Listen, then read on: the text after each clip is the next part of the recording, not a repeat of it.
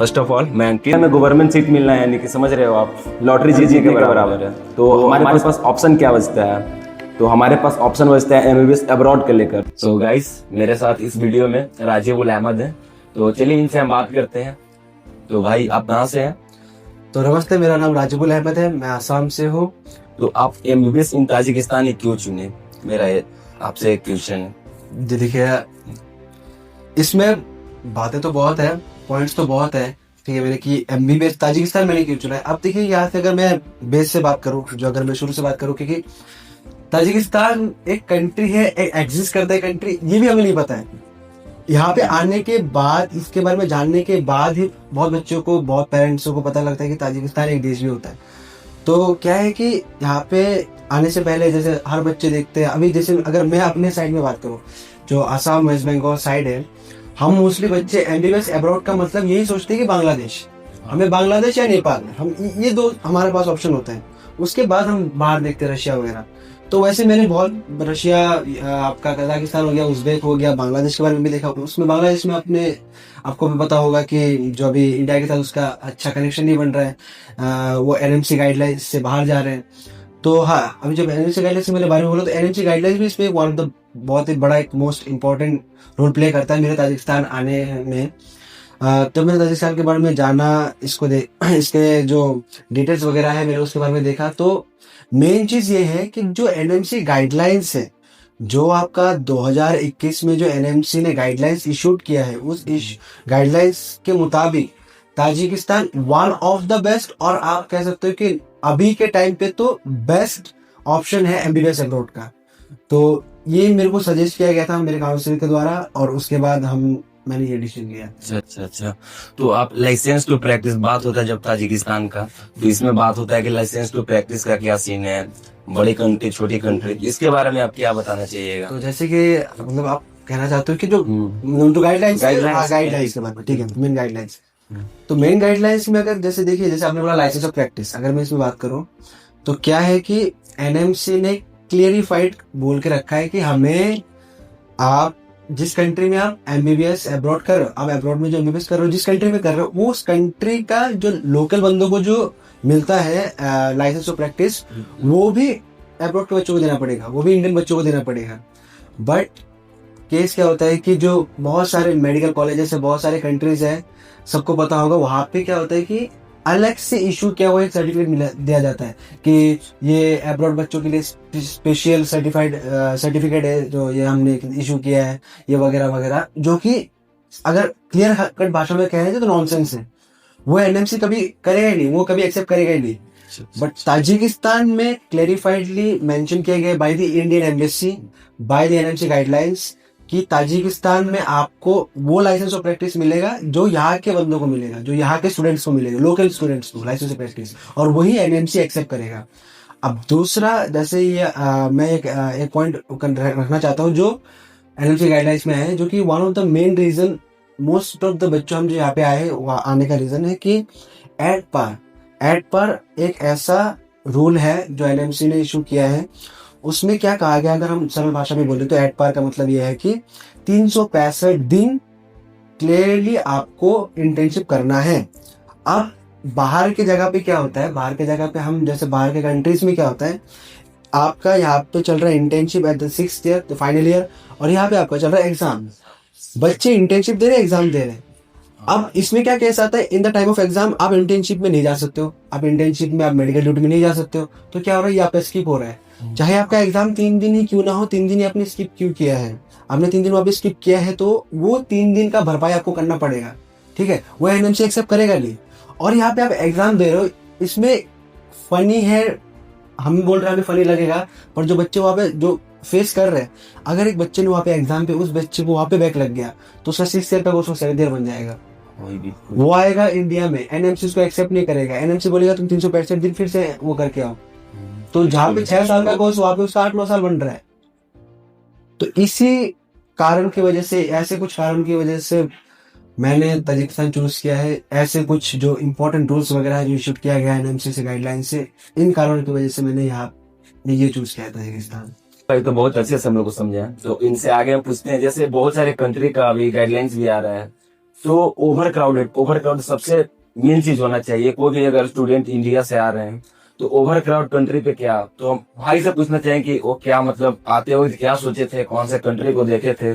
तो भाई आप ओवर क्राउडेड पे क्या बोलिएगा, जो कंट्री बड़े बड़े कंट्री नाम दे करके लोग जाते हैं वहां पे, उस पे आप क्या बोलिएगा? तो देखिए, जैसे कि आपने बोला ओवर क्राउडेड, इसमें भी एक बहुत ही एक हार्श रियलिटी है कि हम बच्चों जो पेरेंट्स हैं वो मेनली बच्चों को रशिया हो गया, जॉर्जिया हो गया, ऐसा जगह पे इसलिए भेजते हैं जस्ट बिकॉज वहां पे जाके उनका जो डेली लाइफस्टाइल है वो स्टैंडर्डाइज देखते हैं, वो बेटर देखते हैं। हम उस टाइम पे रूल्स एंड रेगुलेशन कम देखने लग जाते हैं, ठीक है, और इसी कारण वहां पे जगह पे ओवर क्राउडेड हो जाता है। जैसे कि मैंने आपको पहले ही कहा कि ताजिकिस्तान के बारे में जब मैंने जाना तभी मुझे पता चला कि कंट्री एग्जिस्ट करता है, यहाँ पे एमबीबीएस अब्रॉड होता है। उससे पहले मुझे नहीं पता था, बट आए दिन हमारे फीड पे, हमारे इंस्टा पे, फेसबुक पे उज्बेकिस्तान हो गया, कजाकिस्तान हो गया, रशिया हो गया, जॉर्जिया, इनके आते रहते हैं नोटिफिकेशन, मैसेज, रील्स वगैरह हमको मिल जाता है। ओवर क्राउडेड में दिक्कत क्या होता है, जो अभी अगर मैं बात करूं, जो मेरे कुछ सीनियर से कलीग्स है जो एमबीबीएस अब्रॉड रशिया, जॉर्जिया, इन कंट्रीज में कर रहे हैं, क्या है कि वो मुझे बोलते हैं कि उनको ऐसा कुछ फेस करना पड़ता है। कभी कभी क्या होता है, आप सोचो 2000-3000 बच्चे जा रहे हो वहां पे, क्या होता है कि गाइडेंस नहीं मिलता उनको, एक प्रॉपर गाइडेंस जो टीचर्स के साथ जो बच्चे का कनेक्शन बनेगा, गाइडेंस बनेगा, वो नहीं बनता है। वो कहते हैं कि हमें गाइडेंस नहीं मिलता है। एग्जाम में अगर हमें कुछ गलतियां, हमें कुछ ऐसे डिफिकल्टी फेस करना पड़े तो टीचर हमारी मदद के लिए नहीं होता है। अगर यहाँ पे, जैसे आपको पता होगा, हमारे पर्सनल एक्सपीरियंस में बोल रहा हूँ कि जैसे एग्जाम में अगर हमें कुछ भी डिफिकल्टी हो, टीचर हमसे खुद आके बात करते हैं पर्सनली कि तुम्हें ये क्यों दिक्कत हो रहा है, ये क्या हो रहा है, ठीक है, इसमें क्या कर सकते हैं, इसमें क्या सुधार कर सकते हैं, वो वहाँ पे नहीं होता है।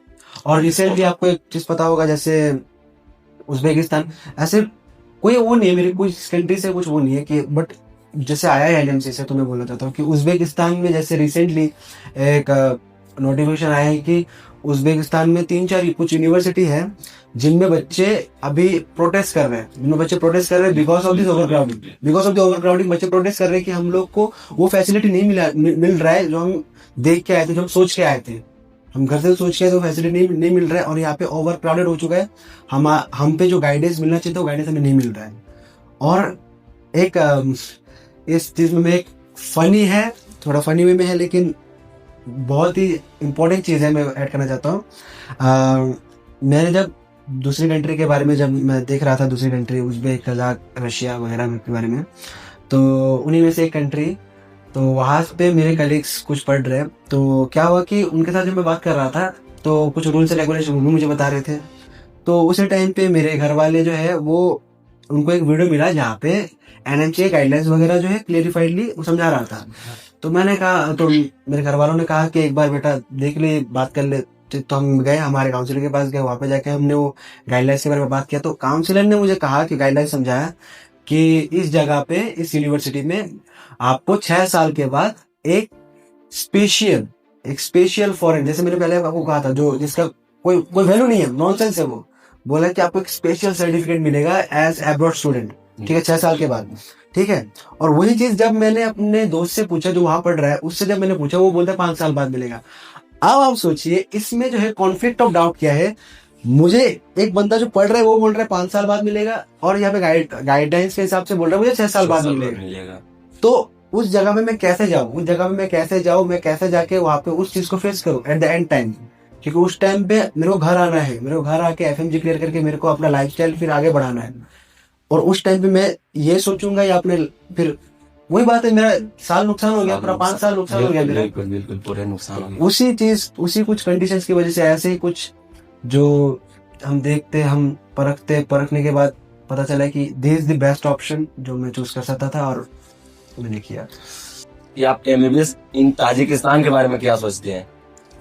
जी मैं बढ़िया सोचता हूँ, क्योंकि देखिए ताजिकिस्तान में अब्रॉड एमबीबीएस करना one of the best decision I think मैंने चूज किया है, मैंने ये लिया है, क्योंकि मैंने बहुत जगह के बारे में सुना, मैंने बहुत जगह के बारे में जाना, देखा, परखा, और उसके बाद जब मैं यहाँ पे आया हूँ, सिंस अभी 8 महीना हमारा बीत चुका है, हम अभी घर जाने वाले, तो अभी तक का जो मेरा एक्सपीरियंस है बहुत बढ़िया एक्सपीरियंस है, और अभी तक तो सब बढ़िया चल रहा है। और सब बढ़िया है।